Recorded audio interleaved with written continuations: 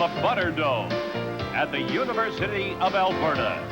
The 1989 Canadian Gymnastics Championship is brought to you by Philips, a world leader in audio and video products, personal computers, the Philishave electric shaver, and electronic products for the home and industry.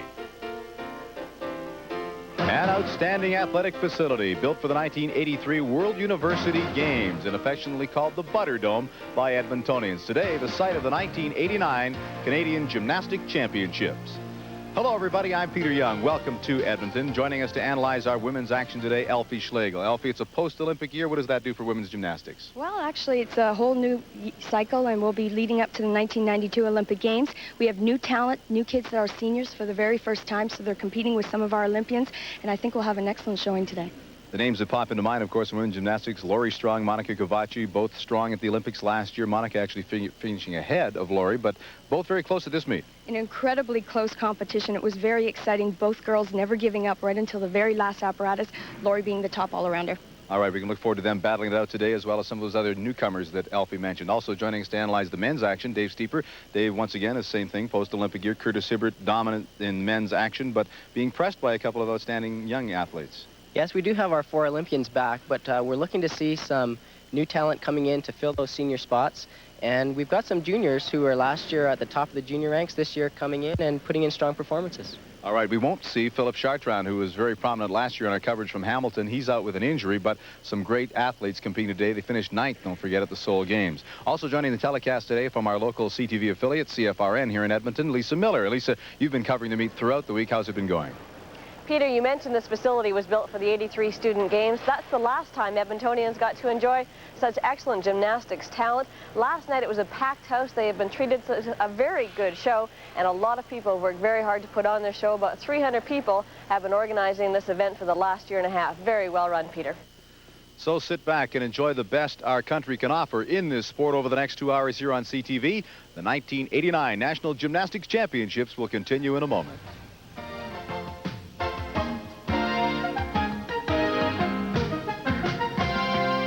Quadrennial.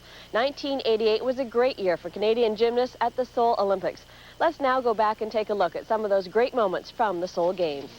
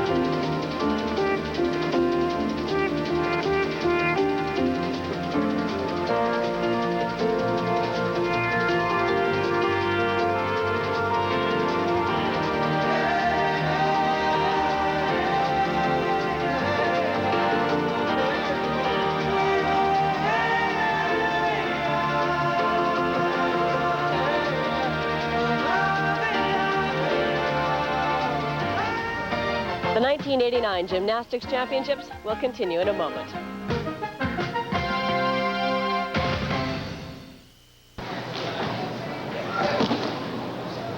From Nova Scotia, this is junior Kristen Burley.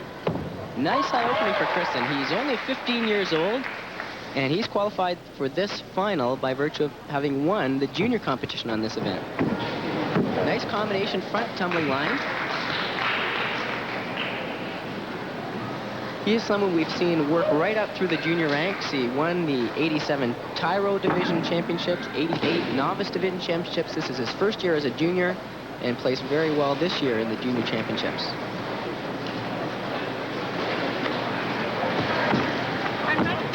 He's got a lot of style for a young gymnast. We're going to be seeing a lot from Kristen in the years to come.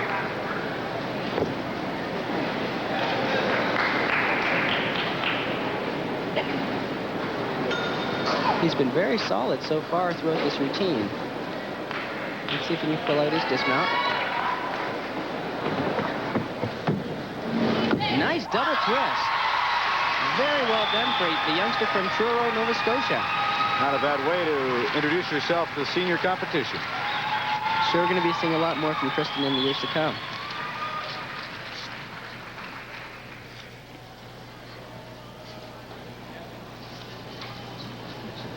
This is a look at his dismount.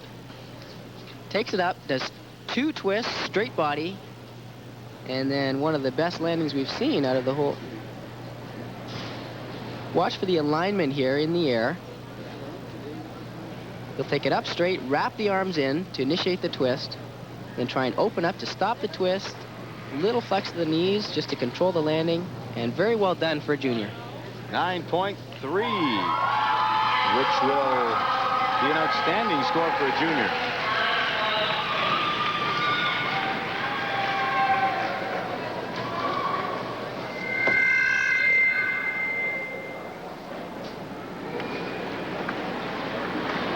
Veteran of our Olympic team in Seoul, Alan Nolay.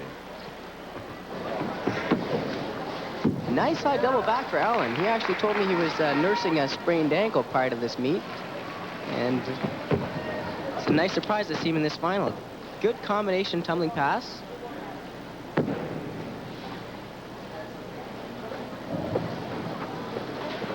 Beautiful Thomas flares with a counter turn, making it a little bit more difficult. Right up into a handstand pirouette.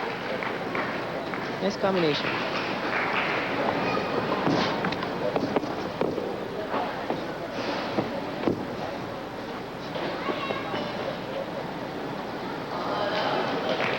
Alan was our junior champion in 1986 and took a medal his first year senior competition, a silver in the parallel bars in the 87s in Winnipeg. That's right, and Alan's showing the experience he's gained internationally. Solid routines, doesn't get flustered in the competitions now. See if he can power up for the dismount. Stuck that pretty good. Not quite as difficult to dismount as he'd usually throw if his ankle were in top shape, but a good solid routine for Alan.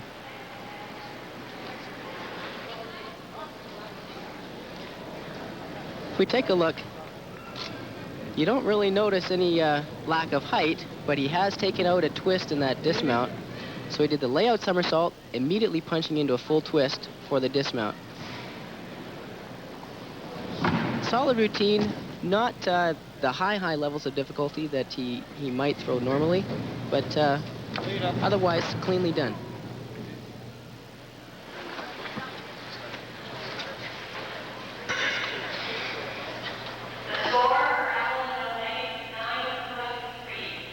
9.30, the score for Alan Nollet. From Toronto, this is 24-year-old Lorne Bobkin, Burlington Bee Gees Gym Club. Lorne is a beautiful tumbler. He's got a lot of power and a lot of grace. He's put in a new mount. Does it very well. A little bit of over-rotation for that double layout. That's something that Lorne has just put in recently. And right off the mat. Ooh, beautiful high double back somersault. And he does a front somersault after the double back. Very difficult. Showing nice flexibility. Not many of the guys do the side splits like that. Most do the front splits, which is a little bit easier on them. Lorne showing good control in the balance moves.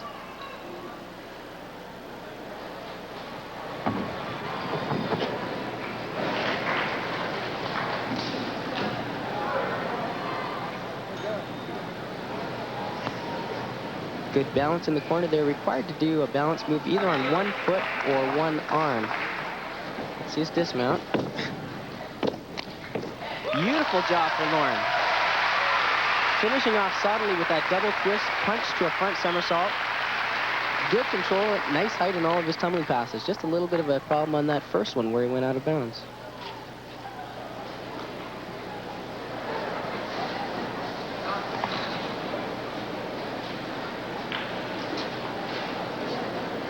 All right, let's watch to see what happens here. Getting good power, lifts up, double twist, then he sets right away for the punch somersault at the end. They've got to know exactly where they are in the air. No wobble at all on that dismount. That's right, they've got to be perfectly set. He's square in the air. Here's the reach. Two twists, then he spots the mat here, goes for the front, and difficult to stick the landing without taking any steps on that too, so he did an excellent job on the landing. So the score for Lorne Bobkin is 9.45.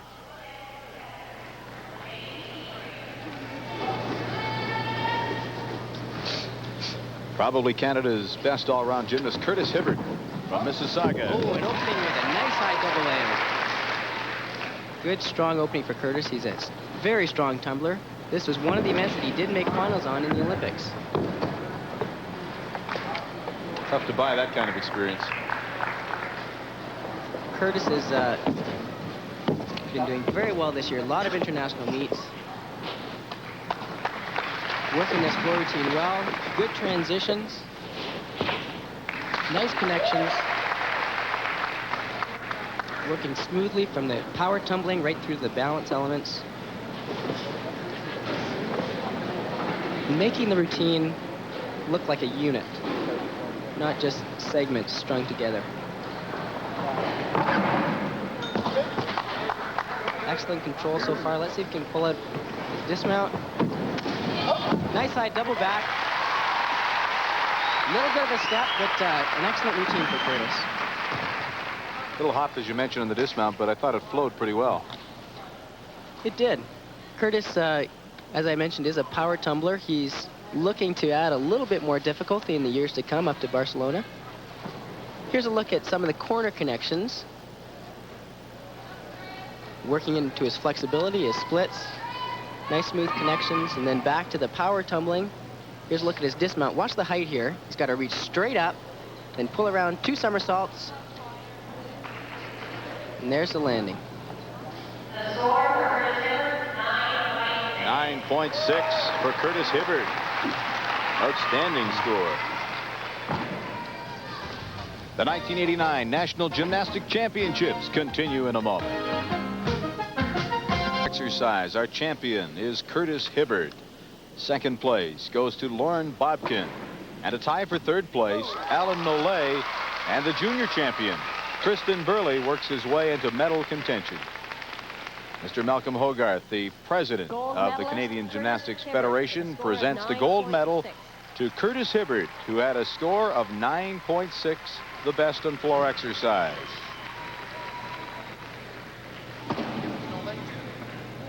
The silver medalist is Lorne Bobkin, who had a score of 9.45. Silver medalist. Good enough for that silver medal. with a score of 9.45. And as we mentioned, a tie for third, therefore 2 medals will be presented. Third place between Kristen Burley, the junior Kristen Burley and the veteran of senior competition, Alan Nolay, tied at 9.3, therefore both receiving bronze medals.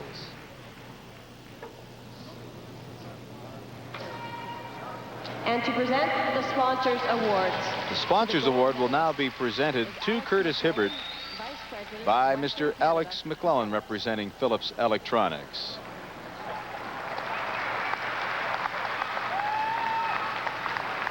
There they are, our medalists, Curtis Hibbert, Lauren Bobkin, Burley and Nolay tying for the bronze.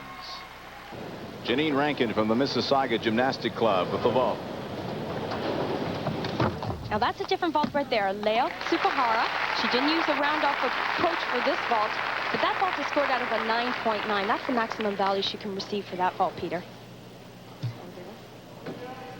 This is really the old type of vault that the women are doing in competition today, but because of event finals, they have to perform 2 vaults from 2 different families. So they're forced to do a totally different vault. Janine gets great speed running down the runway. There's her half turn, a little bit of a split in the legs a little bit bent, some form deductions in that vault, but good distance. 9.35 the score for Janine Rankin on the vault. This is Carrie Kanuka from the Winsonettes Club in Scarborough on the vault. Peter, today in women's competition, we're seeing a lot of this type of vault, the Yurchenko vault. Carrie just performed that one in a layout position. Actually, the difficulty value on that vault is only out of a 9.9. Which means that's the highest score she can achieve. Carrie performed this vault very well. You can see the 4.60 indicates the Yurchenko layout vault. The hands go down before the beat board. She reaches back. Nice lift off the horse. Good clean line. Tries to stick the landing, but a small hop. There you can see the round off.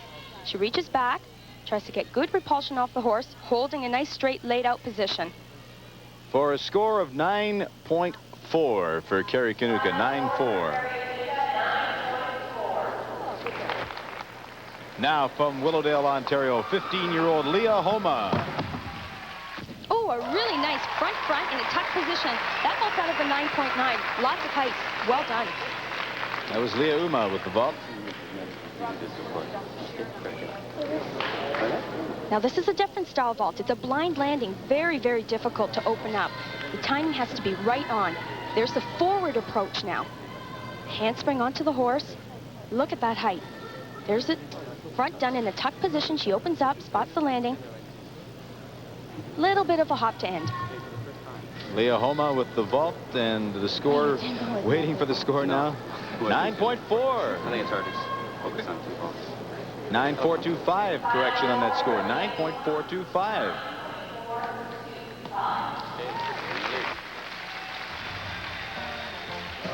The 1989 National Gymnastic Championships continue in a moment. Women's vault, the surprise winner from Sports Seneca, Leah Homa in first place. In second place, Carrie Kanuka. Another veteran of our national team, Janine Rankin, takes third place. Making the presentation of the medals to our athletes, Joanne Vincenten, the chairperson of the Nationals here in Edmonton. And there's the happy winner of the gold medal, Leah Homa, 9.425. The silver medalist with a score of 9.4 is Carrie Kanuka. And winning the bronze medal with a score of 9.35 for her vault is Janine Rankin.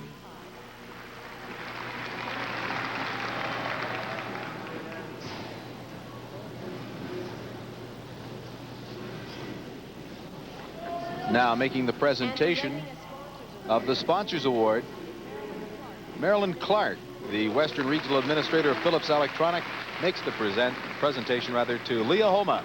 9.425 her championship score. Dale McNeely is the technical director of this meet. Dale, obviously pretty happy to see it get to this far without any major hitches. Yeah, it's been great. Really, really happy with the way things have flowed the event. We've got a great facility, great equipment, and really been able to handle all the problems normally associated with an event like this quite easily. And I think the athletes are happy, and certainly organizing committee is happy. We haven't had too many major problems at all. It's a great facility for one thing, and I'm sure your volunteer help has been outstanding as well. Oh, they've been super. I know personally I've had people with me virtually every minute I've been here, and they've done half the work, or more than half the work, certainly. It's made it a lot easier. After all you've gone through, would you ever do it again? I've been through a lot of events like this, and I keep saying no, but they always come back, and probably will somewhere down the line. Congratulations, great job. Thank you very much. And this is Carrie Kanuka in her second event finals on the uneven bars. Carrie, as you already saw, a medalist, a silver in the vault. She's from Scarborough, Ontario, 17 years of age. Now, Peter, she's just kipping with a very simple mount, but she's setting up for one of her more difficult release elements, a Jaeger Salto, plenty of height. They require at least 10 moves and have to use both bars. There are Carrie's giants. That's a giant with a full turn. Now she's getting set up for a dismount. Go on front with the half. Oh, just a front. A lot of rotation in that dismount. How much will she lose for coming off like that? That's quite a big hop, Peter. I would expect the judges would take at least 2/10. Really attack this apparatus, though. These giant swings are very common on women's uneven bars. You can see the bars are set at quite a wide angle in order to do that element. There's her giant swing. She splits open her legs, getting set for a dismount. Front in a pike, tucks the landing a little bit. Has to take a couple of steps forward.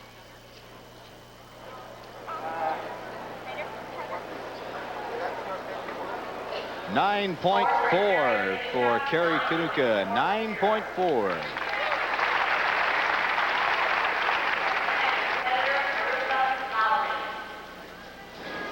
And in the multicolored outfit, Larissa Lowing from Pickering, Ontario, with the Winstonettes, 16 years of age.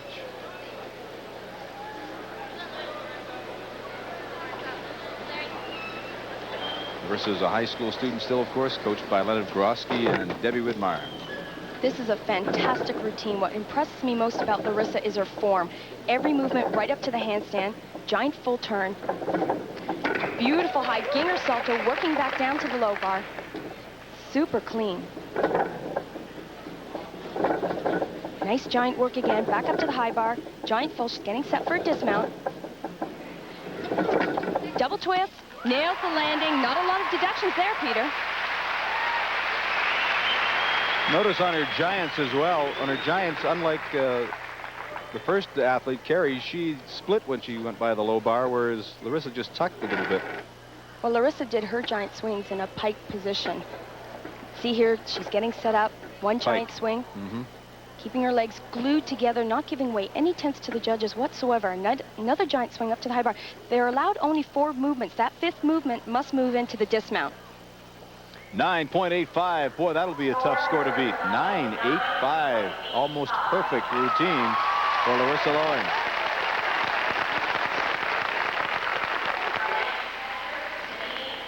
This is Janine Rankin, already a medalist from Palgrave, Ontario, 17 years of age. Competes with the Mississauga Gymnastic Club under Alex Bard and Mary Lee Palmer. This is a good event for Janine. She's already upgraded her routine since the Olympic Games. Giant swing with the half turn. Now look at this move. Forward giant. Very difficult to do, but she moves right into a high Jaeger Salto. Back up to the high bar. See the girls working right up to the handstand. That's what the judges like to see. Another giant full. They're looking for continuous movement, and she's giving it to them. Beautiful dismount. Great routine. Stuck the dismount perfect. Big smiles. We've seen some really difficult routines. Janine had great combinations, superb form. Look at that, squeezing her legs together, giant with a full turn. Another giant swing. And she straddles her legs, gets set for the double summy dismount, just nails the landing. Well, tough to find flaws. The judges found some, though. 9.65. The score for Janine Rankin, 9.65. And you can see by the expression, that's not what she expected. Monica Kovaci from Richmond Hill, Ontario, and the Sports Seneca Club, coached by Brian McVeigh and Carol Orchard. Again, we're seeing a lot more combinations on the uneven bars. Monica has a very difficult one planned right at the top of her routine. She's getting set for it. There's her giant swing. There it is. It's called a catch-out or else a reverse hat. And actually, Monica usually does a 1.5 twist after that element. She chose to take it out for today's finals. A little bit choppy in the middle there. Working back up to the high bar. Giant forms a tiny bit off Peter. Dismounts, double pike. Got the landing. Actually, the dismount was the best part of the routine.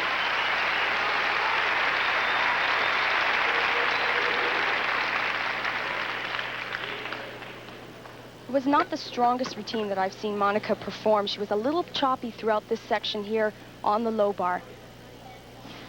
She's represented Canada internationally many, many meets. Russia, Japan, Italy, Scotland, Hungary, England, Holland, China, South Korea, and France. That's a lot of traveling for a 17-year-old. Two giant swings. There's her dismount, double pike flyway. Had a really nice landing.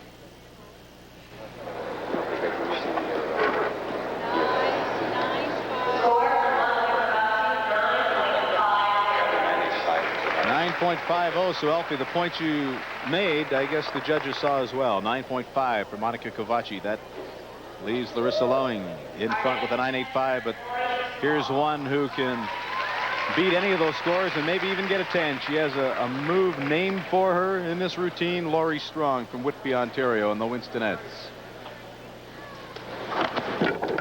Considered by many our top female gymnast. Peter, before that move, she does a front giant right there. Here it comes. The Jaeger Salto, and there's her move right there. 1.5 twist. Very well done.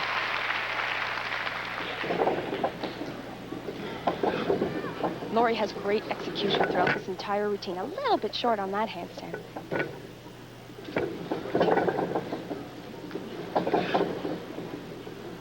Two giant swings. This one with a full turn on the top. There's a dismount. Good landing. Tough routine. Laurie Strong with a score of 9.85 to beat.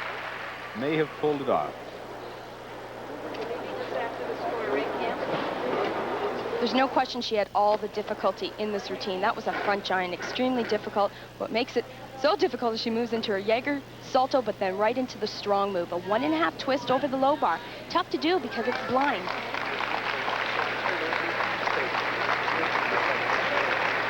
Nice handstand work on the high bar. Giant swing, but then she counter swings, comes back down to the low bar. The girls have to touch that low bar at least twice. The score for Laurie Strong, 9.9. 9.9 the score for Laurie Strong to move her into first place. Stella Ume, only 13 years old, from Malton, Ontario, with the Mississauga Gymnastics Club. And always a fan favorite, it seems. Stella is very young, Peter, but she has been doing quite a bit of international traveling, which is helping her today because she's looking forward down the end of the line of making the national team. That's a nice reverse hack. You can see the coach standing in behind just for safety precaution.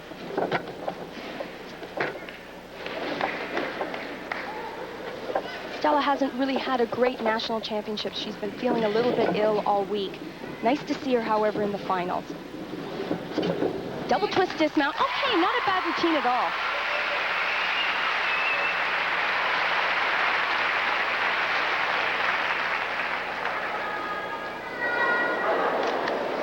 Not a bad performance at all. She was working here on the low bar. That's her connecting move to get her back up to the high bar. Giant swing. There's her dismount. Double twist.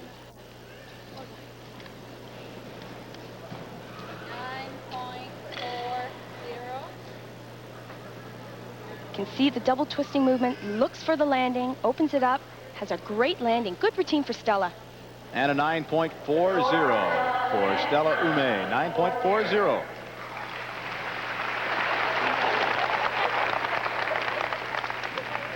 The 1989 National Gymnastics Championships continue from Edmonton in a moment.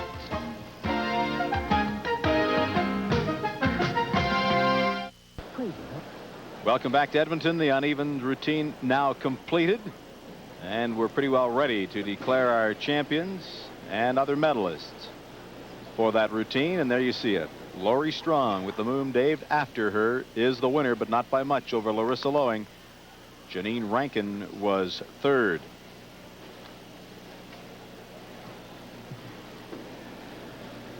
And they're marching up to the podium at this moment, led by gold medalist Lori Strong.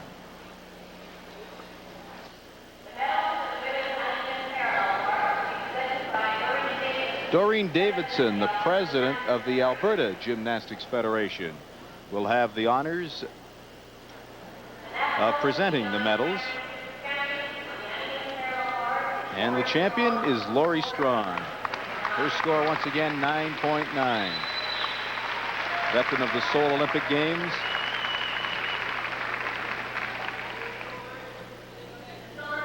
The silver medalist is Larissa Loeing, 9.85, only 5/100ths out of the gold medal.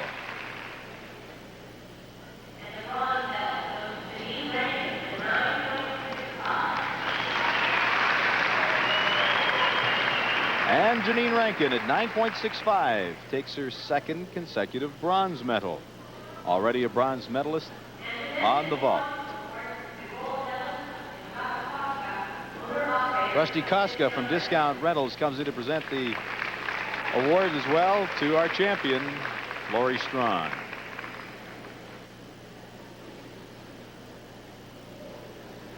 And the men are getting ready on one of the most entertaining apparatus in gymnastics, the rings. And for that, we go over to Dave Steeper. And Dave, this, as we said, one of the toughest. It's probably the least stable of all the apparatus that we'll see today. Well, this one in particular, there is a swing not only of the competitor, but of the apparatus as well, and they have to be able to control both. In the swing elements, they are swinging right from handstand through the bottom, and then when they reach that handstand again, we should be looking for the rings to be still again. Alan Nolay is up first. Alan starts with a move called a Hanma, right into a planche. Nicely done L cross. Alan's been working a lot of strength this year. He actually dislocated his shoulder after the Seoul Olympics and has had to really work on that shoulder to get it back in shape, and it looks like it's back to full 100% right now. See that steady handstand? Alan's got beautiful form. Excellent toe point. Giant right through the handstand. Double layout, nails the landing. Great routine for Alan. 21-year-old Brampton native, Alan Nolay. He's happy with that. He's been working hard to get that shoulder back. We'll see him in the handstand. He's got the perfect form there. Looks like he has his shoulder. Toes sharpened in a pencil sharpener. They're just glued together. Well, I think any doubts of the shoulder holding up were just by that move you can see. There's his double layout. Beautiful landing. And a 9.5 on the rings for Alan Nolay. 9.5.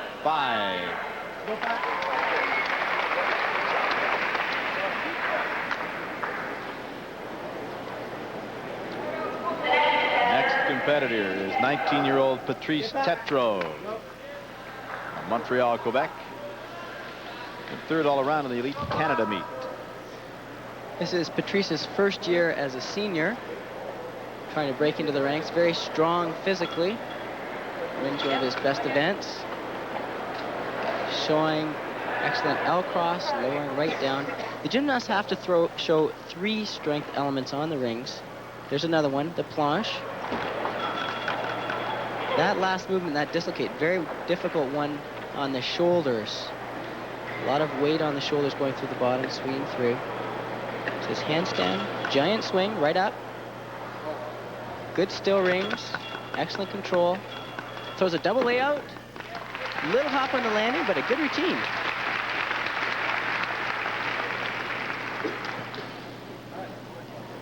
Take a look at some of that routine again. Patrice not very shy about this one, even though it's his first senior nationals. Even though that L seat looks difficult, it's still not categorized as a strength move, although it's a required hold part, often in a routine. There's his giant swing right to handstand. Good and steady. And then this one he swings over the top to build up some speed for that double layout. A little bit of a hop, though. 9.35 for Patrice.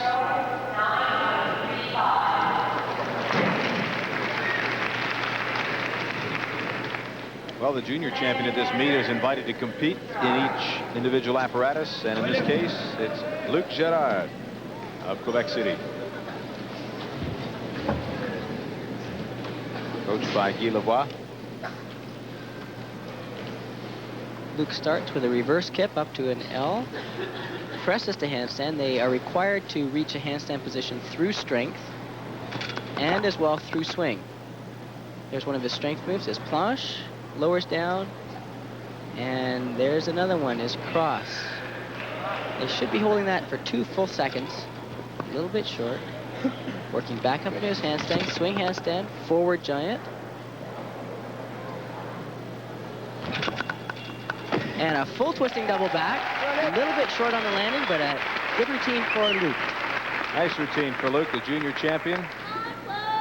Trying to emulate, I'm sure, in some ways, a fellow French-Canadian, that, of course, Philippe Chartrand, who is injured in this meet, but one of the best on the rings. Here's Luc's front giant, trying to keep his arms as straight as possible.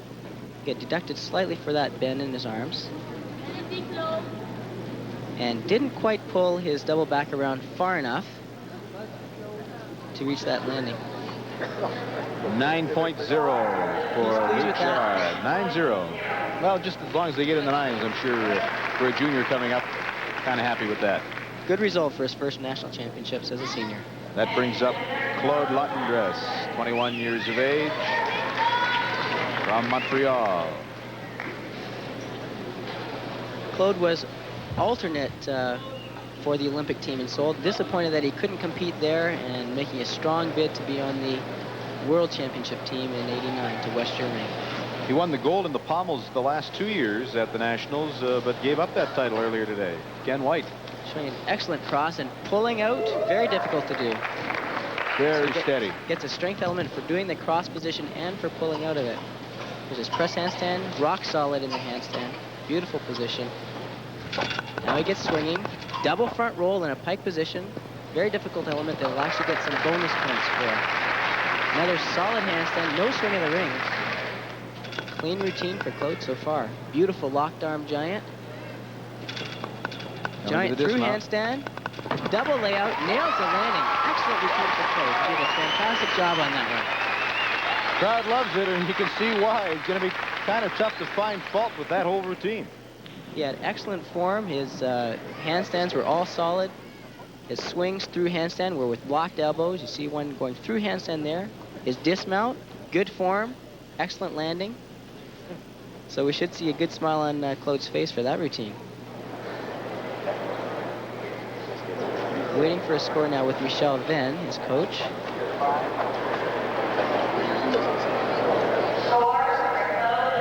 .65 for Claude Lottendress. 9.65. Best yet, but it leaves some room because 2 competitors away will be Curtis Hibbert. Robert Nouri from St. Leonard, Quebec.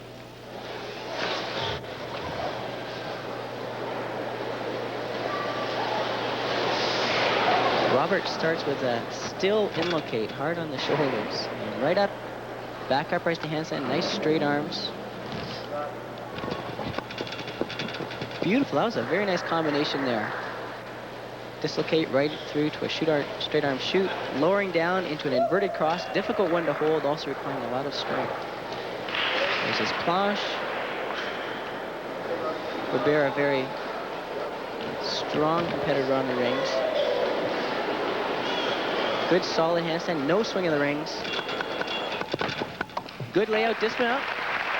Excellent routine for Robert. Kept it clean. Rings event is one that it's difficult for the athletes to come up with a lot of originality, and Robert shows some nice connections in there. There's his layout dismount, piked it around a little bit, but altogether a good routine. Well put together, well executed. Got all of the strength elements in there, as well as his swing requirements. 9.55 for Robert Nuri. 9.55. And that moves him into second place ahead of Alan Nolay. And guarantees him a medal. This man will determine which one it is. The final competitor on ring. Canadian Olympian Curtis Hibbert from Mississauga and the York University Gym Club. Well, just looking at Curtis, it's rather redundant to say he's a strong competitor. He excels on the rings. Starts off with a difficult straight arm back hip right into a cross that's called an Olympic cross as opposed to the iron cross. Shows another Olympic cross in sideways position, pulls right to a back lever position. Now he's got a little bit of swing. He'll try and deaden it, which he does successfully, up to his L seat. Now he'll show his press to handstand using strength. Just working cleanly so far. Seeing his giant swings right up to handstand. A reverse giant, a little bit of bend in the elbows. Take it through handstand, double layout, nails the landing. Excellent routine for Kurt. Well, the judges have left a little leeway when they gave Claude Lottendress a 9.65, and that might have been the reason. Here we see a dislocate, and then a giant swing right up to handstand. Then he drops below the rings, kips up, kicks with the legs, and then lowers down into the strength move called the Olympic cross. You don't see many gymnasts doing that one. It's very hard on the back shoulder particularly. It's held in somewhat of an awkward position. Here's his giant swing right through handstand. Good swing. Layout dismount, no steps. Very cleanly done. Score for Curtis Hibbert, 9.6. 9.60. So it's not enough to overtake Claude Lottendress. We'll be back with more from Edmonton as the 1989 National Gymnastics Championships continue in a moment.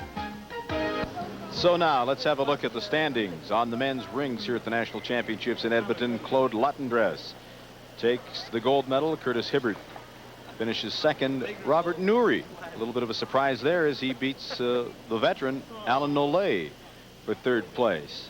And we're pretty well set at the podium. Making the presentations now will be Lester Wood, the Secretary-Treasurer of these 89 Nationals in Edmonton. The committee, of course, done an outstanding job in presenting this event over the last week as the medalists take their position behind the various steps of the podium. And Lester Wood will present the gold medal to Claude Lottendress.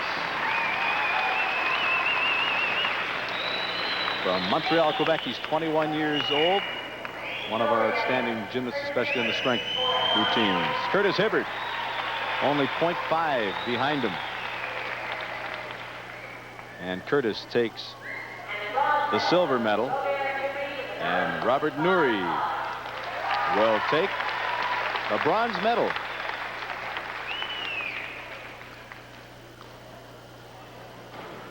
And once again, the Sponsors Award will be presented to Claude Lottendress by Rusty Koska of Discount Rentals. That goes to Claude Lottendress. So Curtis Hibbert in the meet now has a gold in the vault, a gold on the floor, and now a silver on the rings.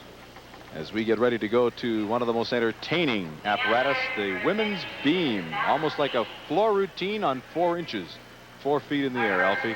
Well, it really doesn't feel that way once you're up there. It takes a lot of practice. Actually, Janet has had an outstanding national championship. She's 4th all around in the competition, and here she is on beam finals. Very interesting mount, a press handstand with a double hop. Oops, a little bit of a wobble there.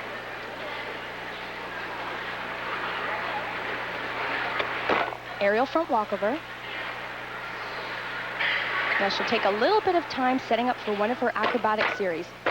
Oh, now that's a bad fall. That's too bad because in the all-around competition, she really had an outstanding beam routine. Psychologically, that's tough to get back up. It is tough. She has 30 seconds to recompose herself and to get back up on the balance beam. She looks okay.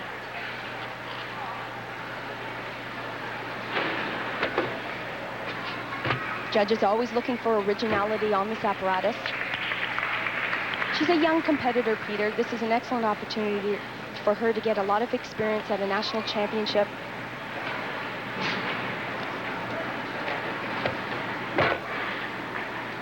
A little bit of a hesitation there in her connecting jump series. Now this is a tough move right here. Let's see if she can hit it. A double turn. In fact, that move is almost as difficult as some of the acrobatic skills that we see them do on this event. And it's 13 years old from Scarborough and the Sports Seneca Club.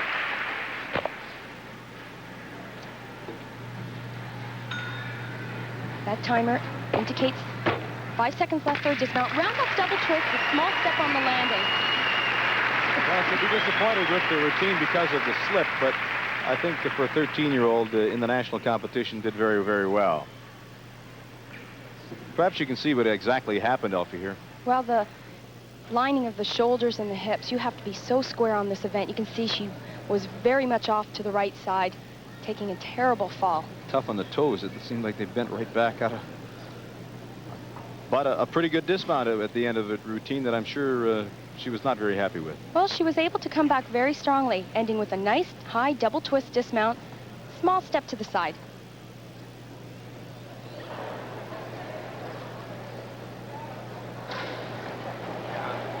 Carol Orchard, the coach with 13-year-old Janet Morin, trying to console her a little bit. Judges having a little trouble coming up with the score, and that maybe the slip caused them some problems in the scoring of this one out. 8.90 they finally come up with. 8.90 for Janet Morin. So, as we said, not very happy. Lori Strong. Without meaning a pun, one of the strongest in the world in this apparatus. Lori has really improved on this event with every competition. She has an interesting mount, press to handstand. Watch it, she'll hop to the side. Now this event, the difficulty has changed just a little bit. Just to give you an idea, in the event finals, they are required to do more difficulty. And this move coming up is one of Lori's most difficult elements of her beam routine. Back handspring to a layout, right to a Corbett flip. Very well done. Almost a men's pommel move.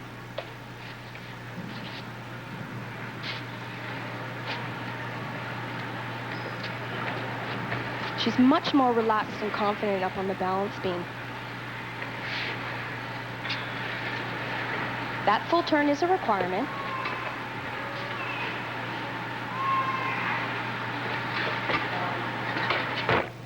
Front handspring, very solid.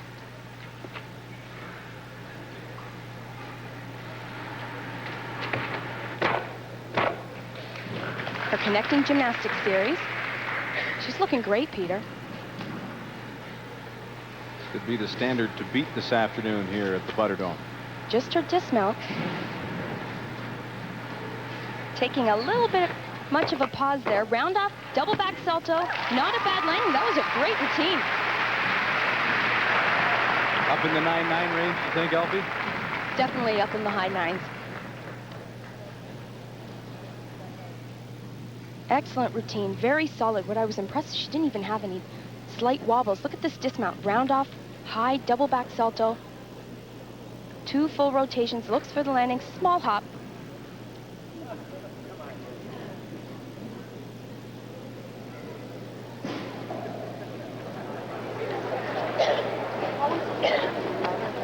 Debbie Vidmar.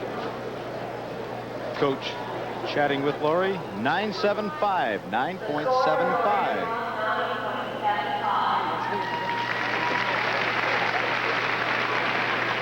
So once again, they've left some room. Monica Kovaci from Richmond Hill, 17 years of age with the Sports Seneca Club.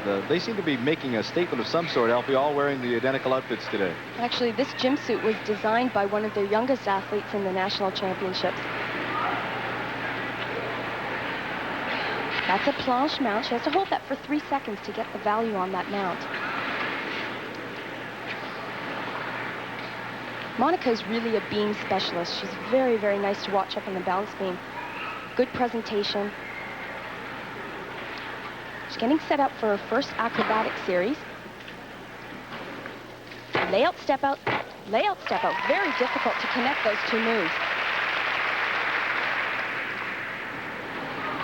It was really fun to watch in the all-around competition, both Monica and Lori having an outstanding competition, the two of them in the same rotation, pushing each other along.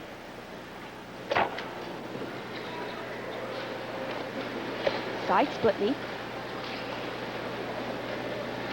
As well as working up high on your toes on the balance beam, they have to work, one of the requirements is working down low as well. Now Monica's getting set for another very difficult acrobatic series. Back handspring, layout, step out. Just a little bit of a wobble there. She should have connected those three elements. Again, small balance breaks. Sometimes these small wobbles really, really add up. Front handspring.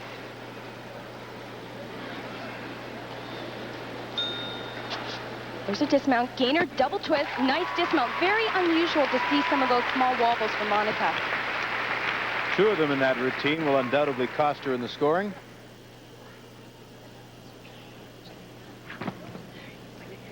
She was real strong up to this point, too. Every move on the women's balance beam is ranked in the code of points. This was one of her acrobatic skills, and it was actually one of the most difficult ones. But she had a bit of a wobble, and she had to stop and couldn't continue the third. Very solid on her front handspring.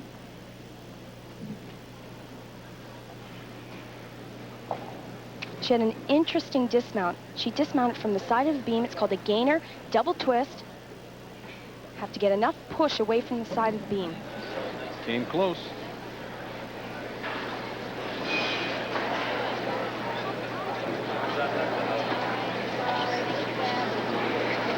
Score for Monica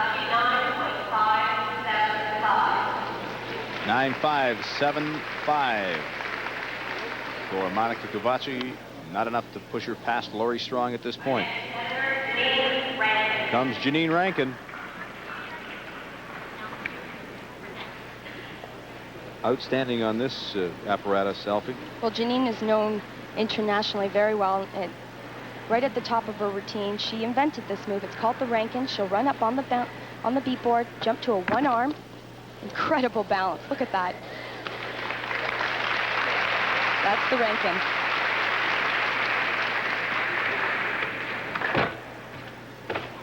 Those three jumps are another requirement that the judges are looking for. Their gymnastic series directly connected. Two back handsprings, to a layup. Oh!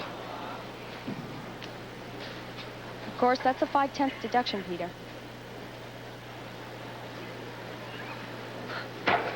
Front handspring, connecting to a second front handspring. She looks really calm. Have to get herself back on track. Now watch this move. She'll cross her hands over. Very interesting. The judge is always looking for the originality. Now Janine's working down low on the bounce beam. Nice shoulder work. Very interesting move.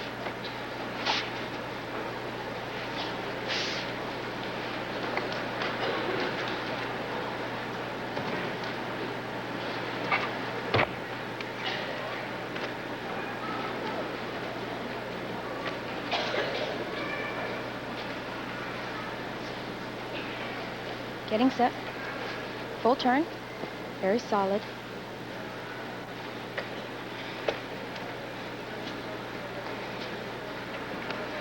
She looks just a little bit cautious. It's the end of her routine. Round off, double back summy. Good landing. Too bad for that fall. Well, she'll be competing out of a possible 9.5 to start with because of the slip. Otherwise, probably would have been good enough for a medal. Well, this was an extremely difficult acrobatic series. Two connecting back handsprings, but What made it so difficult is that layout right there. Not quite on. You can just see your shoulders dip to the right. I really like this section of Janine's balance beam routine. Very original. Shoulder spin to a half turn.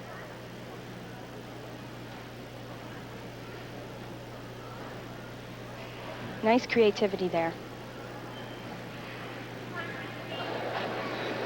Janine waiting for the judge's decision, knowing that it's likely not going to be good enough to be in the medal hunt. However,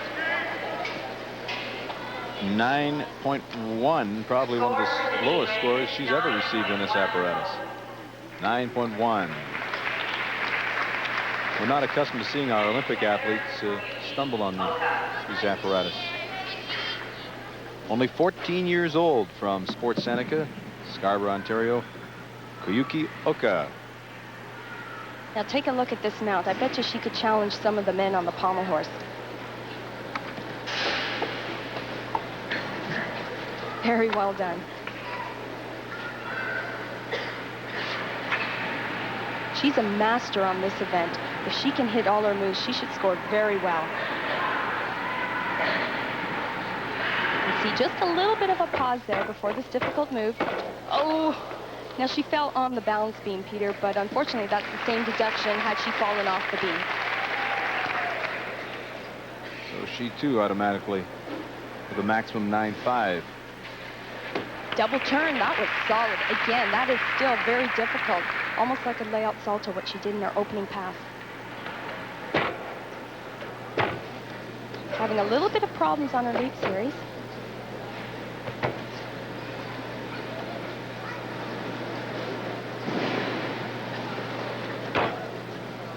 Front handspring.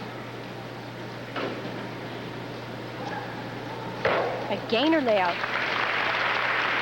She certainly has all the difficulty in this routine.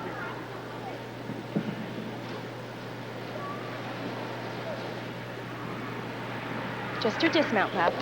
There's a round off, double back salto. Oh, and a fall on the dismount. That's really too bad for Koyuki. She's usually a very good and consistent beam worker. Well, the pressure maybe of the national television when you're 13 years of age might have got a little bit to her. Well, she's in great company with all the Olympians, and she's hoping to make the 1989 World Championship team.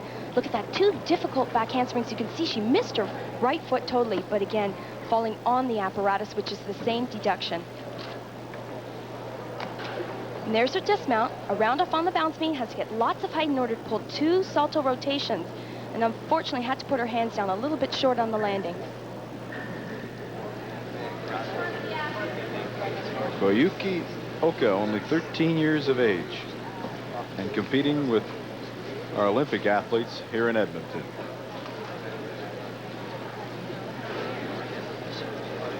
Realistically, Alfie, 8.6, we have the score 8.6 for Koyuki. Realistically, will our 17 and 18-year-olds now still be around for Barcelona as 21-year-olds? I think you might just see them there. I think we need their experience and leadership for the younger kids coming up. And one of these younger kids is Leah Homa from Willowdale and Sports Seneca.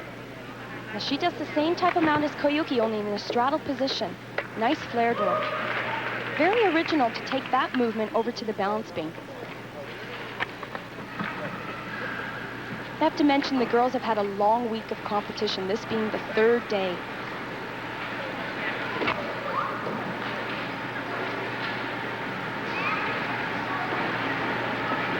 Lori Strong, who is near flawless, leads this event.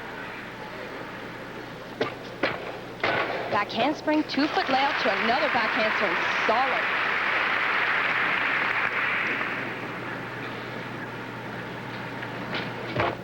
Front handspring. Stag jump.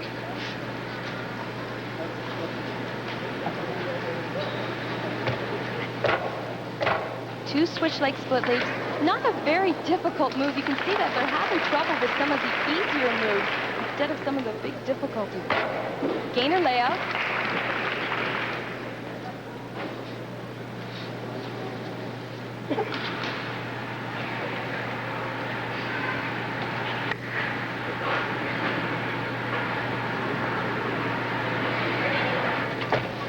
There's a dismount, 2-foot back handsprings to a double tuck salto, an extremely difficult combination.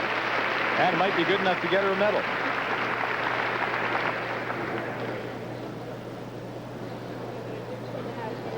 Little wobble at one point, but she didn't come off the beam. It was still an excellent routine. That wobble will cost her a couple of tenths of a deduction. There's her switch leg split right into a second one. But she hung on. It's nice to see them fight to stay on the beam. This was a really tough way to end a routine, Peter.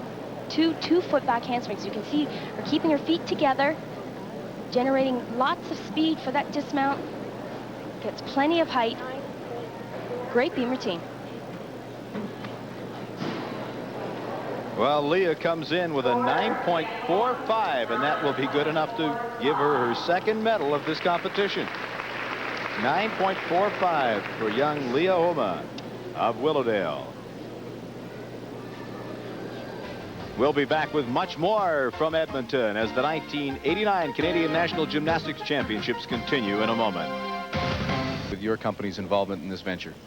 Indeed, Peter, we're very happy to be here, and having been involved with Canadian Gymnastics over a number of years, we are very pleased that we could continue with this Edmonton venture. We're going to bring Malcolm Hogarth in. He's the president of the Canadian Gymnastics Federation. I understand you have something to present him with. Indeed, I do, Peter. Malcolm, it gives me great pleasure on behalf of our company to present to you the check in the amount of $40,000 payable to the Canadian Federation of Gymnastics in support of your great venture. Malcolm, a great commitment. Yes, it certainly is. Thank you, Nick. It is corporate support such as that provided by Philips that allows us to produce international caliber athletes. Athletes who can go out of Canada, around the world, and win medals and raise the stature of this sport internationally. Gentlemen, thank you both. So we'll pick up the standings on the balance beam. As you can see, the top two pretty well expected, Laurie Strong and Monica Kovaci, but then a little bit of a surprise as Janine Rankin slips to 4th place behind Leah Homa. Janet Moore and Kyuki Oka round out the top 6. And we'll now have the medal presentations for that apparatus with Sharon Asselstein, the director of protocol of the 89 Nationals, making the awards presentation. If her name sounds familiar, it should be. She is related to Ron Asselstein, the fine linesman in the National Hockey League. And she presents the medals, the gold to Laurie Strong with a 9.75, Laurie's second gold medal of the competition. She also won the unevens. The silver medalist with a 9.575, Monica Kovaci.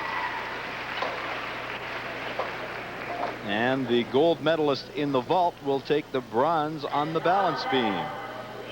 Leah Homa with her second medal of these nationals.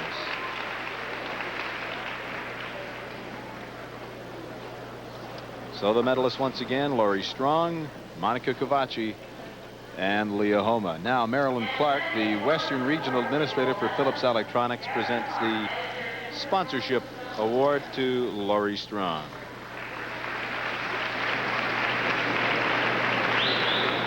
And that will take us, as you see the medalists again, Strong, Kovaci, and Homa, to one of the most exciting men's apparatus. That is the parallel bars, which will have this large crowd at the Butterdome on the edge of their seats. It always seems, Dave, that you almost think that disaster could strike at any minute on this apparatus. Well, in fact, disaster did strike last year for Mike Inglis on a difficult dismount on the high bar, and he's fought back and rehabilitated his knee, and now he's back here on the parallel bar finals. Actually, a major accomplishment just that he's competing here, I'd say. That's right. Difficult combination we just saw Mike do.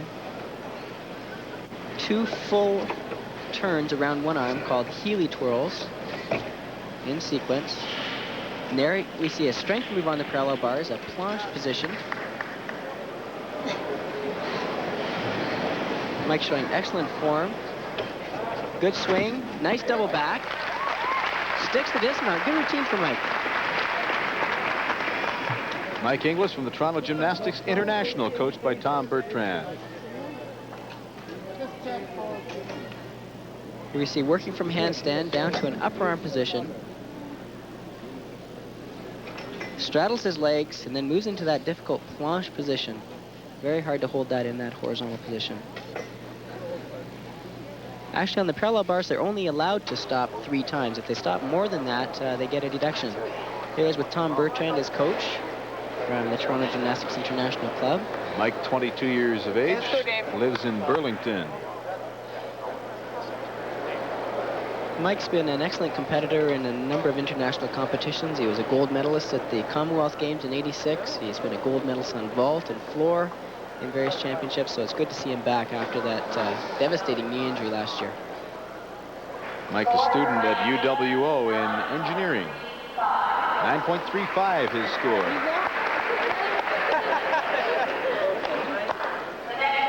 That will bring out Dave Bardana.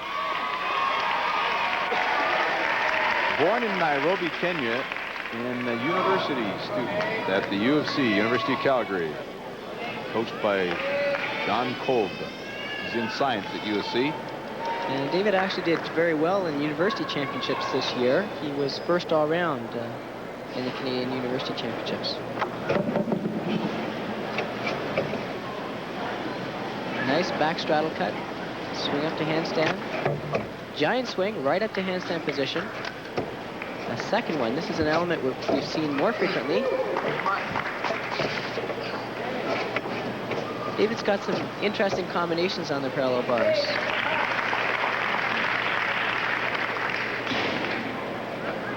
Moves to a planche and presses it right up into handstand. Working sideways into a double back dismount. Well done for David.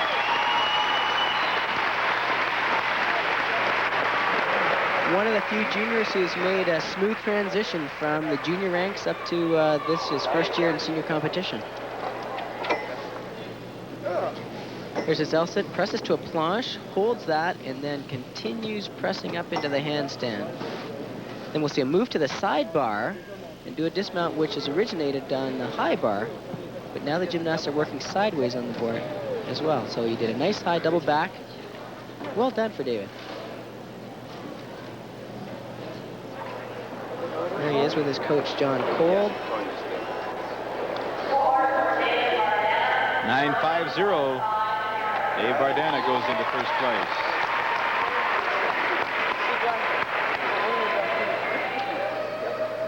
You're doing this one.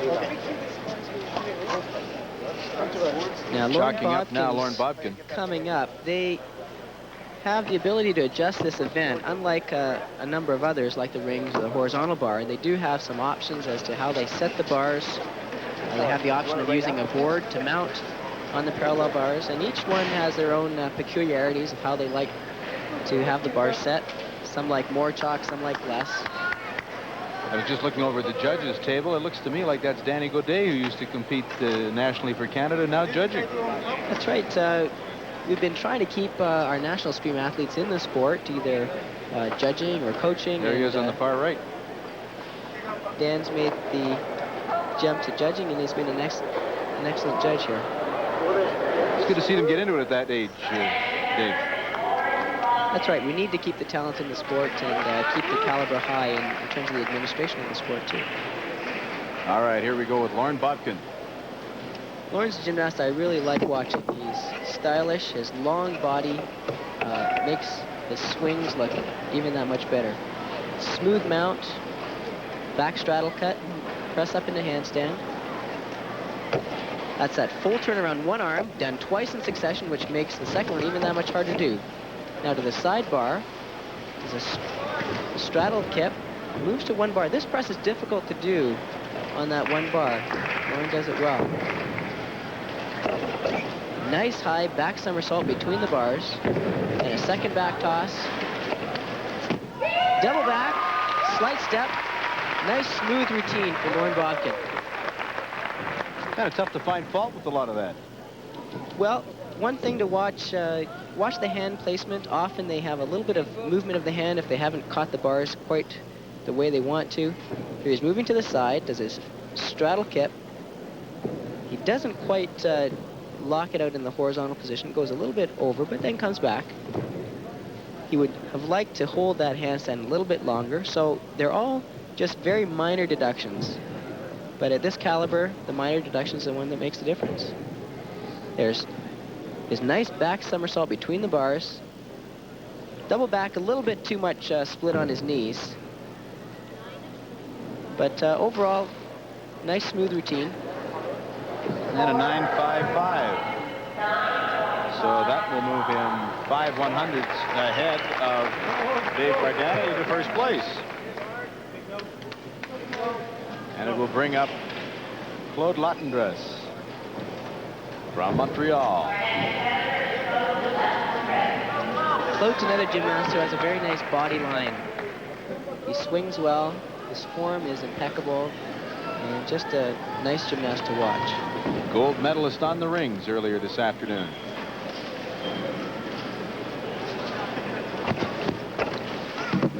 Starts with a very unusual mount.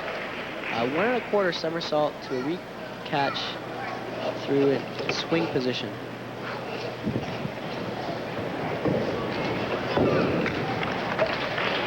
Double pirouette in the handstand.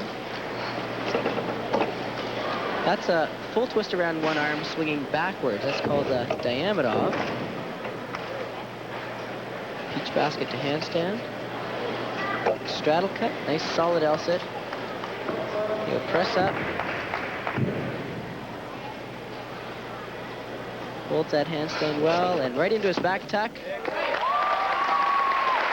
Nice clean routine for Claude. The men have been hitting well on this event. Guess they'll be calling him Gretzky with that number on the back.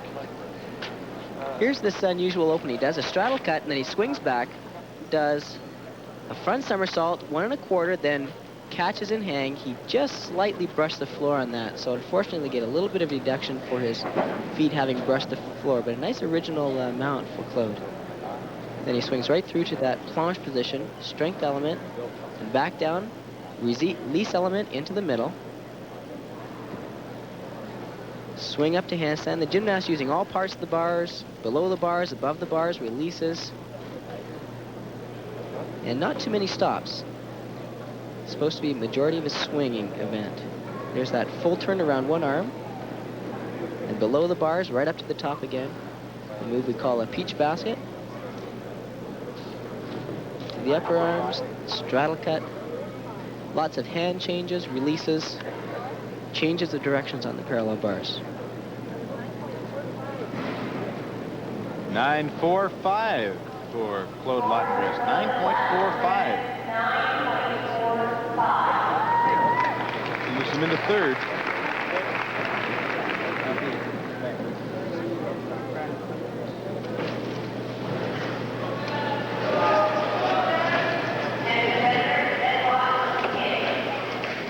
And this was the junior champion on this event, Benoit Dontigny.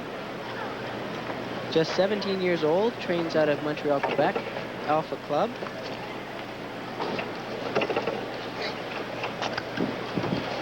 Nice long swing, back straddle. Just went over a little bit. He meant to hold that position. Fortunately, he just overbalanced slightly. Press to handstand. Double back. Solid dismount. He had a little bit of trouble in the middle there, particularly with this planche that he went over and covered up well. He did a shoulder roll out, so there wasn't an obvious break in the rhythm.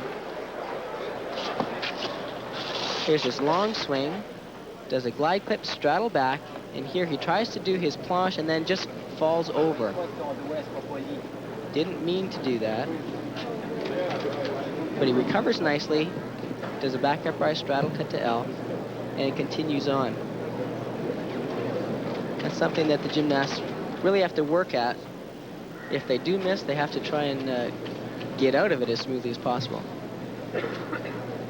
We're looking at his handstand, swinging down for his half turn to handstand that we call a Stutzker, front uprise, straddle cut. There's that long swing below the bars that we're seeing a lot more of. And the score for Benoit Dautigny, 9.20. So 9-2. Will not put him into the medals, meaning there's only one man who can still claim the gold. that's Curtis Hibbert.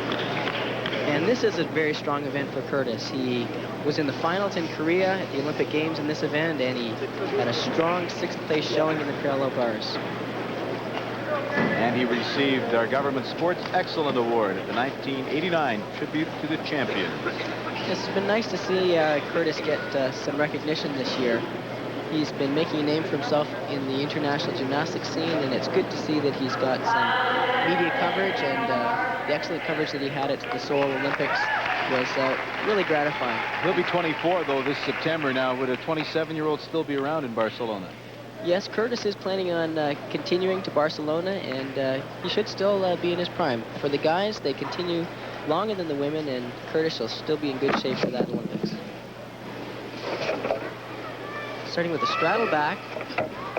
That is a very difficult movement. Giant swing with a half turn to upper arms. Stood scared a handstand. Back toss. And a back toss with a half turn. It looks like he missed, but in fact he had planned to do that. Difficult to control that back toss with a half turn. So trying to gather some bonus points for difficulty and a little bit of originality. Not many people do it. Well executed double pike dismount. He's the first one we've seen do that double in the pike position. So Curtis showing one of the more difficult routines, which of course is necessary in these finals. The gymnasts must show more difficulty than is required in the preliminary competitions. There's a straddle cut back. Here's a giant swing, and then he does a half turn. Very few gymnasts are doing that one. Difficult one to do well with good form. Pirouetting through the handstand. Now we'll see him do stood scared to handstand, back somersault. Then we'll see this next one, he'll push off and then do a half turn and then land on the underarms. Well executed routine. And worth a 9.8, which makes him the runaway champion and gold medalist in the parallel bars. 9.8.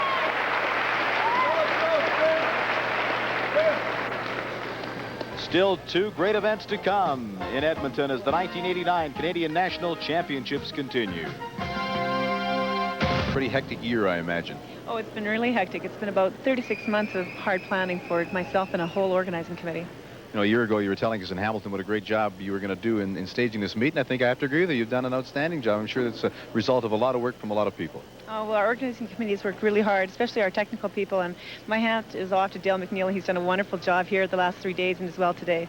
I'm sure you're very happy the way things have gone, too. And not only is the competition very close in both men's and women's, but it just seems the magnitude, the number of kids that have been involved this year, it really has gotten to the crowd. Oh, we've got a lot of competitors, and I think our spectators here in Edmonton are really excited. We've had really good crowds the last few days, and we're looking forward to a full house today. Well, your enthusiasm has certainly brushed on everybody. Congratulations. Great job. Thanks very much. And we have the winners now from the men's parallel bars in order. Curtis Hibbert, Lauren Bobkin, then Dave Bardana, and Claude Lottendress in fourth. We're pretty well ready with the presentation of the medals. Colin Wackett, the Vice President of Marketing for the 1989 Nationals, is the gentleman in the screen who will present the medals. Colin Wackett to, first of all, our champion, Curtis Hibbert. And for Curtis, his third trip to the gold medal podium. And that was a 9.8, which was the highest winning mark so far in the men's competition. Lauren Bobkin with yet another medal as he takes the silver. And the bronze goes to Dave Bardana. Has quite a following here, as you would think, from the University of Calgary. A couple 100 miles down the road. Nick Wester, the Vice President of Corporate Affairs of Philips Electronics, will come back, and he will make the presentation of the sponsorship award. So there you have it, our medalists, Curtis Hibbert, Lauren Bobkin, and Dave Bardana. That was from the parallel bars. And it takes us now to what many consider the most exciting of all parts of women's gymnastics, that Alfia, the floor exercise. Well, this is a wonderful event, not only for the athlete. This is a chance for her to really express herself, but also for the audience. They love to get into these routines, and any chance that they have to clap along, they just love it. They look forward to this apparatus. Janine, of course, did a wonderful job in the first day of competition. She's actually had the highest score in optionals.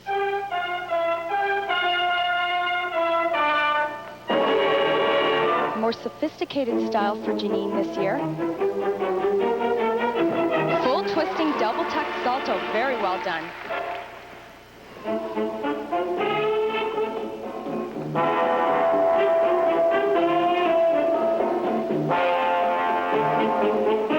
Combination middle tumbling run, punch front through to double back, lots of height.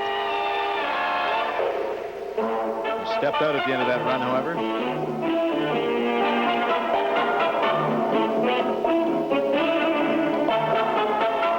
Janine worked on this new floor routine following the Summer Olympic Games, and it's a nice piece of music for her.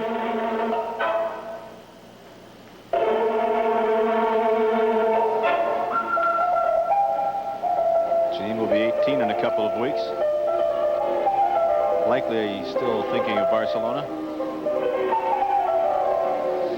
Although the tumbling, Peter, is the highlight of these floor routines, I have to remember that 50% of it is the dance, and the dance should be just as equal to the tumbling. Janine's doing a great job. This is the end for her. Double back, lots of difficulty.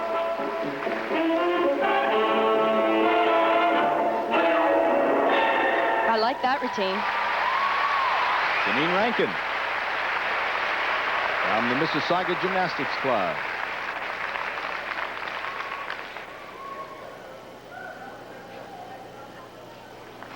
She had lots of height in her tumbling. Very difficult. 3 tumbling passes. This was her second one. It was a combination, rush in front. She moves right through to a double back summy. Now that cowboy position, the leg separation, is going to cost her 1/10 of a deduction. This is the finale of her floor routine. Double back, really tough to end with. Good landing.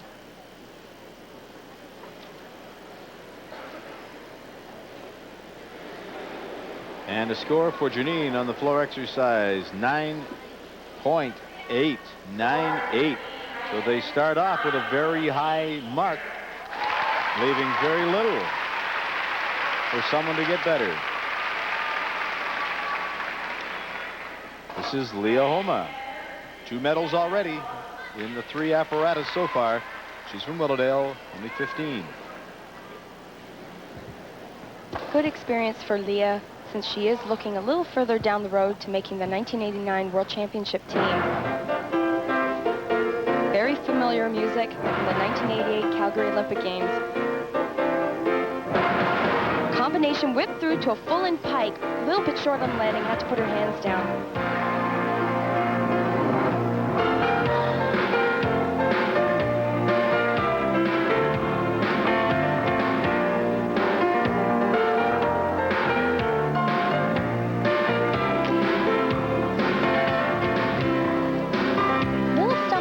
Triple turn again. That move is probably as difficult as some of the double back summies.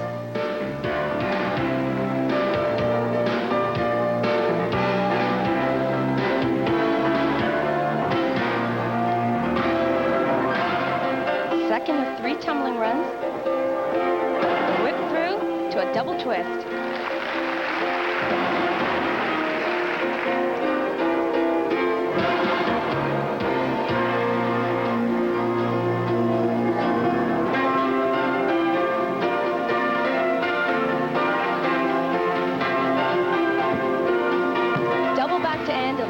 Short again. She's probably pretty tired at this point. Okay, a few little problems in that routine.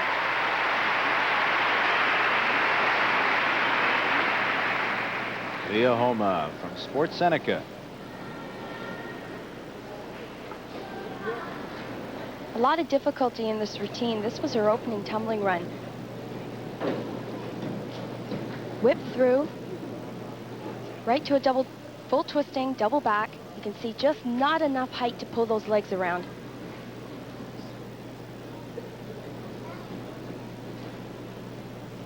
A little bit short on her tumbling today. She has the difficulty, just a little bit tired. A whip through to a double twist. That was her middle tumbling pass. That was really well done. And a 9.05 score for Leah. Oklahoma, 9.05. Well below the very high 9.8 scored by Janine Rankin in the first routine. Here comes Monica Cavacci, also from Sports Seneca.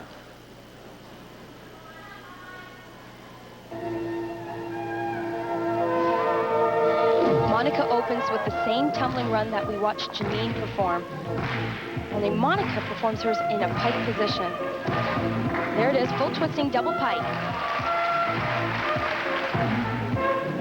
Now this is the kind of music that the crowd can really get into.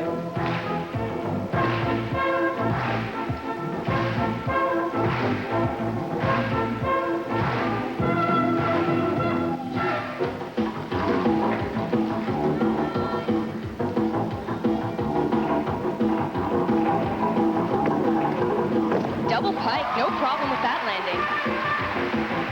Brought a smile to her face for a second.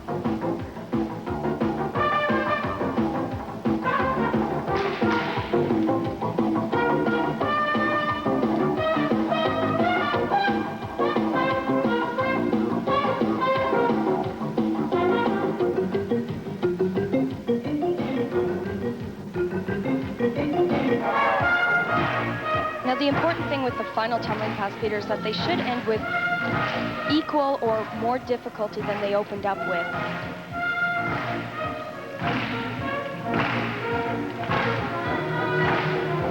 This is a really unusual pass, 1.5 twist to a double twist. Nice creative combination to end. Great routine. Gonna be close. 9-8 is the score to equal or beat.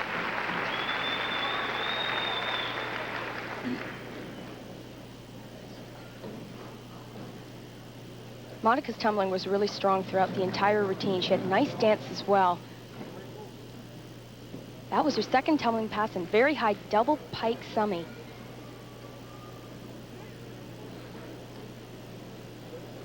Her third tumbling pass was a combination, 1.5 twist.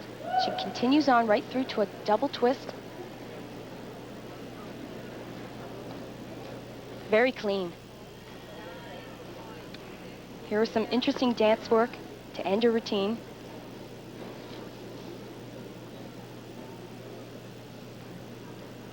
Routine should score well. 9.675 is the score, and therefore it's not good enough to overtake Janine Rankin, but it does move Monica Cavacci up into second place. And brings us to Larissa Lowing of Pickering.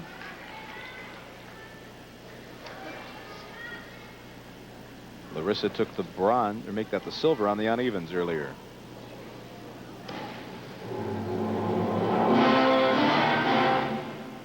This is a really dynamic routine for Larissa.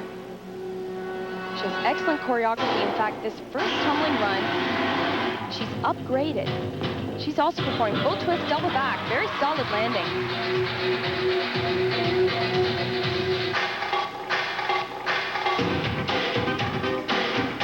Well choreographed so far.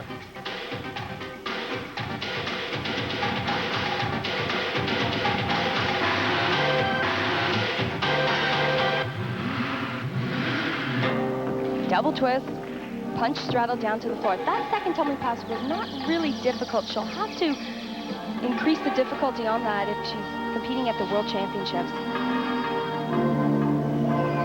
The change of music. There she goes again. She's going to pick it up again. You can tell some of the more experienced athletes, their choreography is very clean, very precise. The movements go really well with the music. I'm going to say they sync to the music so much better. And that's just all the years of experience in international competition. Double back to end, great landing. That's a sharp routine. And the applause tells you that they enjoyed the routine of Larissa Lowing.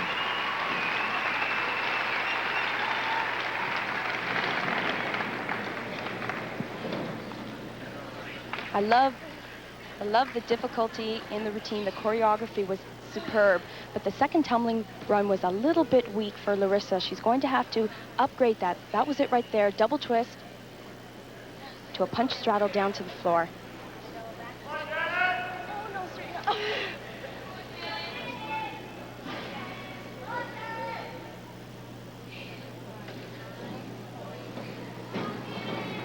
Of course, one of the most difficult lines has to be the last one, takes the most energy. But she was not lacking height whatsoever on that double back salto, and she had a great landing. 9.75, so it's good enough to move her into second, but not good enough to overtake Janine Rankin, who remains the leader with a 9.8 in floor exercise. Nice routine. And brings up 13-year-old Janet Morin from Sports Seneca, lives in Scarborough. Janet had some problems on balance beam. Let's hope she can just forget about that, because she has an excellent floor routine.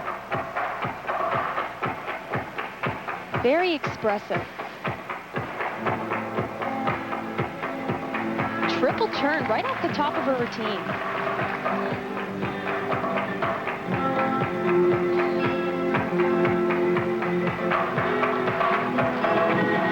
Opening double pike, lots of height.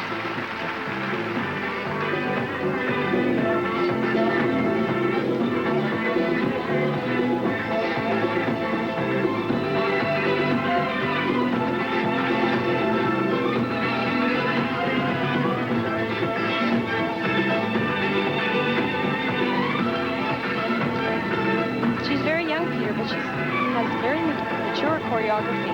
She's worked on it hard. Here's a middle tumbling run, front through to a double twist.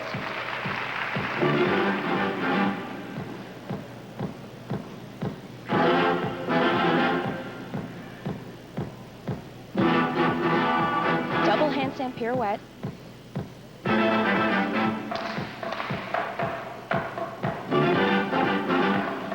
Full twisting back handspring, nice combination. She doesn't stop to go into this final tumbling pass. Double twist, relatively easy to end with. Janet Morin.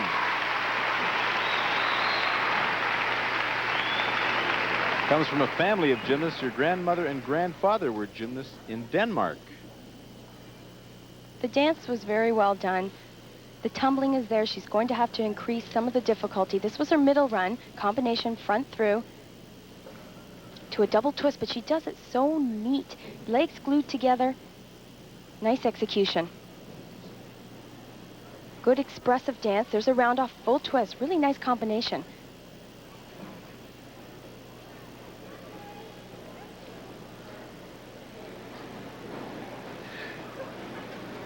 A little bit of encouragement from her coach.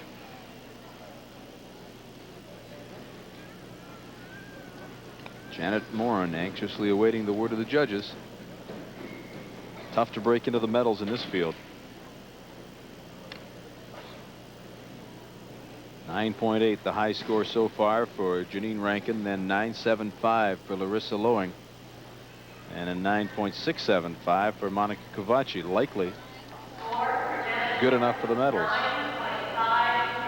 9.5 the score for Janet Morin.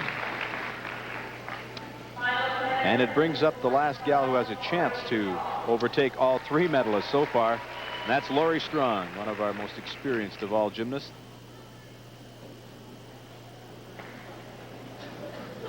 This is also a new look for Laurie. She's worked on a new floor exercise routine.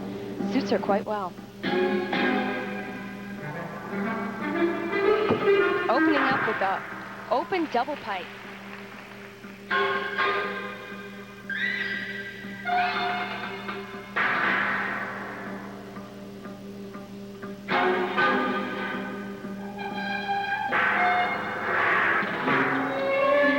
Laurie's come a long way in her choreography. She's very expressive. This is a really good piece of music for her to work with. Very strong. Getting set for a second tumbling pass.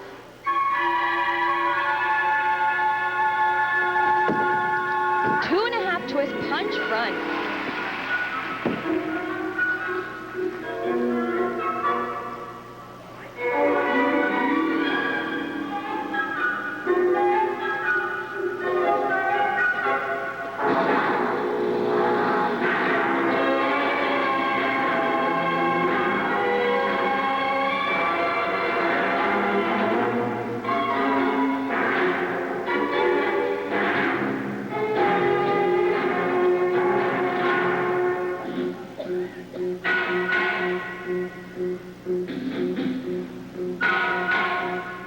taking a little bit of a breather, getting set for a final tumbling pass.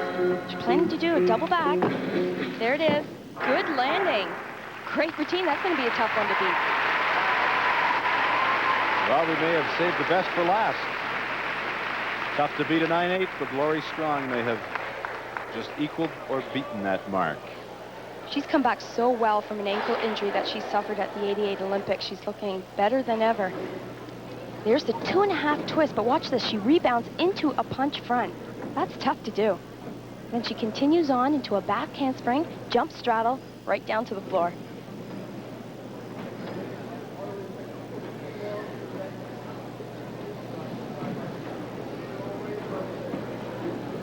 The last tumbling run of the routine, the most difficult.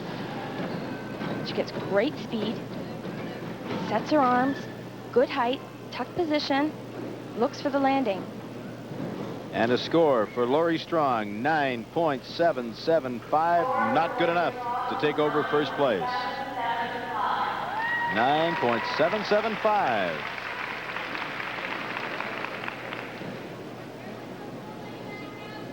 One event to go, and it's one of the best when the 1989 Canadian National Gymnastics Championships continue in a moment. The Canadian Gymnastics Federation calling obviously another successful meet, and it wouldn't be so without sponsorship. Well, you're exactly right, Peter. Our objective is to obviously raise funds with sponsors, but to give our gymnasts a national profile. They're international medal winners, and we now want them known at home. And it's people like Herb Singer and Discount Car and Truck Rental that make that possible, and we're very grateful. All right, Herb Singer is with us right now. He's the president of Discount Car and Truck Rental. Obviously, your company happy to be involved, or you wouldn't be so. Yes, we've been involved for the last 4 or 5 years, Peter, and we've just signed another 4-year contract with the Federation, and we hope to be involved for a long, long time to come, both nationally and provincially. Well, with a 4-year commitment, I'm sure that we're going to see your involvement for those 4 years, hopefully for longer. We thank you for that, and I'm sure Canadians are very proud of it. For sure. Thank you. And we go to the final results of the women's floor exercise. Janine Rankin with that very high score, 9.8, is the champion. Lori Strong with a 9.775 was second. Larissa Lowing and Monica Kovaci, who battled it out for third and fourth. And we'll go to the medal presentation with Slava Korn, the second vice president of the Canadian Gymnastics Federation, presenting the gold medal to Janine Rankin. Had some problems in the first couple of events, bronze medals in the vault and the unevens, but comes through with the gold on the floor. Very entertaining routine. The silver medalist, and one of our best, of course, 2 golds and now a silver, Lori Strong, 9.775. And 2 medals also today, a silver on the unevens and now a bronze on the floor for Larissa Lowing, who obviously wins the most colorful outfit award as well. And presenting the sponsorship award is Marjorie Ward, representing Ward Air, to Janine Rankin.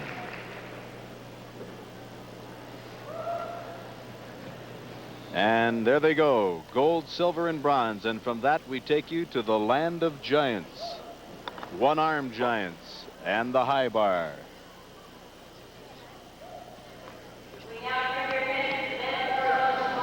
And Dave, that is one of the most entertaining aspects of this sport. Well, this is a high-flying event. The gymnasts have to be swinging continuously and now are required to have those big release tricks if they're going to be scoring in the high marks. We start off with George Zivic from Thornhill, Ontario, and the York University Gym Club. This is a good event for George, one in which the releases have been giving a bit of a problem because he actually had a cornea transplant just a couple months ago. And he saw the bar that time. Excellent release. Working smoothly. Didn't quite make it over on that cast a handstand, but worked through. Put in a little extra grip change to work out of it. Winding up some speed for double back with a full twist. Excellent routine for George. Last year, George was a junior, came third all around, and this is his first year as a senior. He's been doing really well this year. Now for these dismounts, the gymnasts try and pick up a lot of speed on their giant swings to get that extra height so they can pull in those double somersaults, and George added a full twist. Very well done for him. There he is, standing with his dad, Tom Zivik, coach of many national athletes. 9-2-5, the score for George Zivik, 9-2-5. And Dave Bardana from Calgary will be the next competitor. Science student at USC. Although David's just 19, he's already had a chance to compete in a couple of international events last year at the China meet of the Pacific Alliance Championships.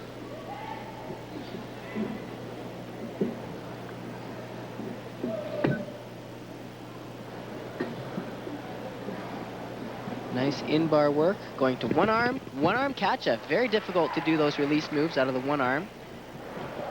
Adds an extra element of risk. Does a dislocate into a L grip, which is a requirement. They have to do a movement through the bottom with that turned grip. Picking up the speed for a double layout with a full twist. Excellent routine for David. Well done, clean form. Caught both of his releases. The gymnasts have a little bit of extra help holding onto this bar with their grips. There's a good shot of them. Need a lot of strength and excellent grips. There he is. Oh, he's back. That was his Katchev. Releasing, traveling with the bar behind you so you don't see the bar until you're over it again. There he is, spreading his hands, and watch the position his shoulders end up in. That's his ego grip. That is a requirement for the gymnast to go through that grip change on the bar. Well done, David. And we'll see that he performed his dismount in the layout position, 2 somersaults, 1 full twist, half twist on the first, half twist on the second, nailed the landing. Excellent routine for David.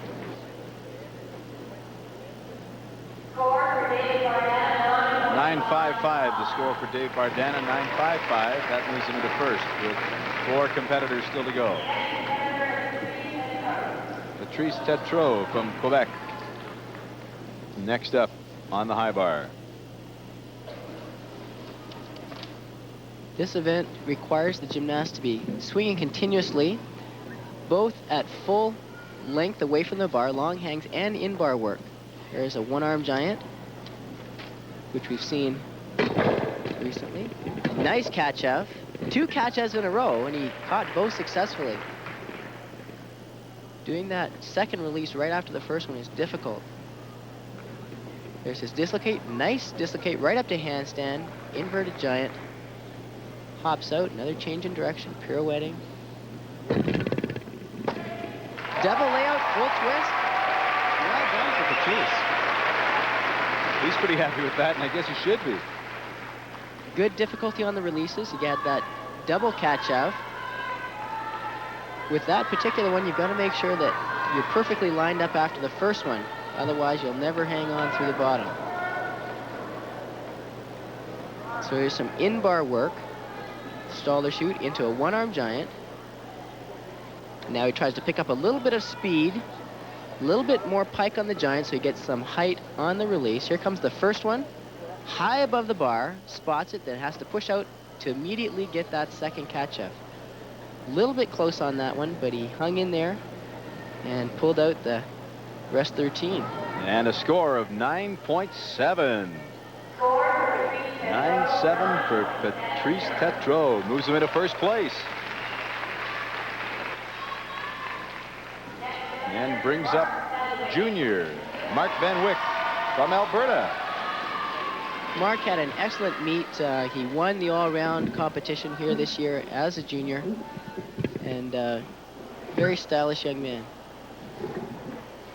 Free hip circle to handstand. Here comes his release. There's his Katchev. 2 in a row. Well done. Kept excellent form throughout both.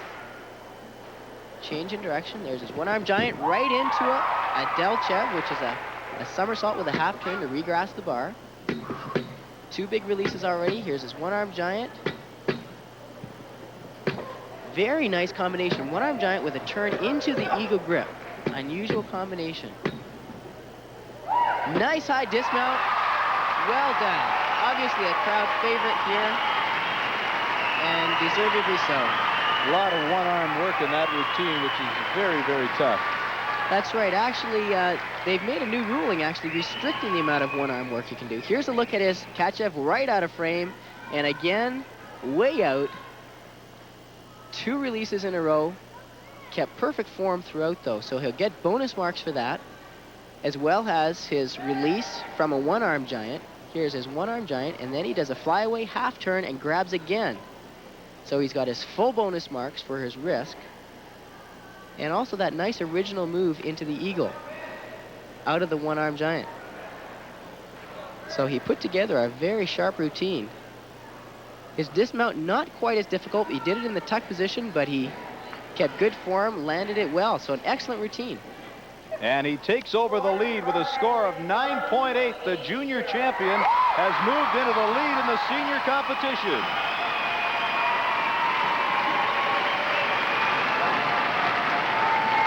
And the pressure now on Curtis Hibbert, who has to reclaim for the seniors what they probably feel is rightfully theirs. Well, Curtis has been in pressure before. This is the event, of course, which brought him to world fame with a silver medal in the World Championships in '87. Curtis can score very high in this routine. Starts right off with a one-arm into a Kachev. Very difficult release. 2 one-arm giants. And right into a one-arm Delchev. He actually missed that a couple times in warm-up, but he did it perfectly there. I've not seen any form errors yet. Technically, perfect. Winding up for his dismount. Beautiful. Oh, layout full twist. It looks like he really jammed the knees on that dismount. Appears that he's okay. Up to that point, it looked like the winning routine. That was. It had lots of difficulty.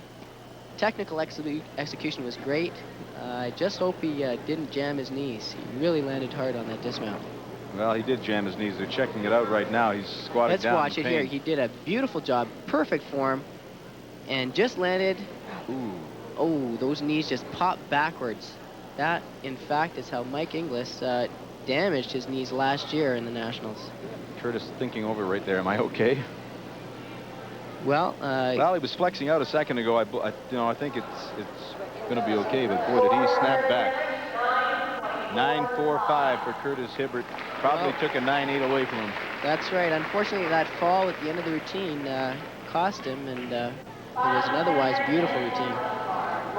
Brings up Lauren Bobkin, final competitor of the day. Now, Lauren has a very dynamic routine. He's got some elements in there which are quite original.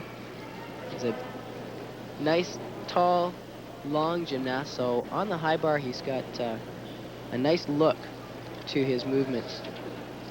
Technically, his moves are very good on the high bar as well.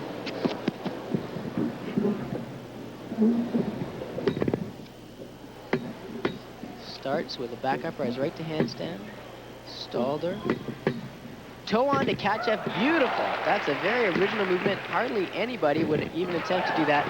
Nice Delchev. 2 nice high releases. Well caught. One-arm giant into a half turn. Difficult combination. Rolls into his eagle grip. Good routine. Way up high. Triple dismount. Oh. Unfortunately, both our veterans lost it in the landings. And put together routines that would have been good enough for 9.9s, only to have the landing. And that he didn't have to make that landing that difficult. Well, Lauren is one of the few gymnasts who actually uses that triple back dismount regularly. It's a tough one to stick. He's got to take it way up. Watch how high he is over the bar. He completes the first salto well above the bar, second salto above the bar, does a third on the way down, and just slightly over-rotates, which is unusual for a triple back. That's unfortunate. Lauren was really gunning for a hot routine, which it was right up until that landing. 9.45 the score for Lauren Bobkin. So what could have been 9.9s turned to 9.45s for both Curtis Hibbert and Lauren Bobkin, and our 2 youngsters will win the medals in this. We'll be back with more as the 1989 Canadian National Gymnastics Championships continue from Edmonton in a moment.